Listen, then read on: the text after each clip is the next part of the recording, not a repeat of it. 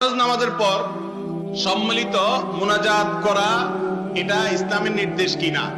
খোলাসা উত্তর হলো নামাজের পর দোয়া কবুল হয়। প্রত্যেকে যার যার চাওয়া নামাজের পর আল্লাহর কাছে দোয়া করতে পারেন, চাইতে পারেন, এটাতে কোনো অসুবিধা নাই। কিন্তু এই দোয়ার জন্য সম্মিলিত রূপ দেওয়া, সম্মিলিত রূপ বুঝেন? যে আমরা যেটা রেডিমেড মুনাজাত বানাইছি, যে হুজুরের সাথে তুলবো, হুজুরের সাথে নামাবো, এবং প্রত্যেক নামাজের পরে এটাকে সিস্টেম বানিয়ে নিয়েছি। অনেকে এটাকে এমন ভাবে বানিয়ে নিয়েছি যেন নামাজের অংশ, কোন ইমাম সাহেব না করলে তার নামাজই চাকরি ছুটে যাবে এমন অবস্থা। তো এই নির্দেশ ইসলাম আমাদেরকে দেয় নাই। সালাম ফিরাইছেন, নামাজ শেষ, সালামের পরে আর নামাজের কোনো কিছু বাকি নেই।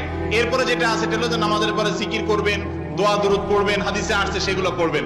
নামাজের পরে অনেকগুলো দোয়া দরুদ, অনেকগুলো জিকির আছে, সেগুলো সব জানা আছে আপনাদের? বেশিরভাগ মানুষের জানা নাই। সেগুলো আমাদের জানতে হবে।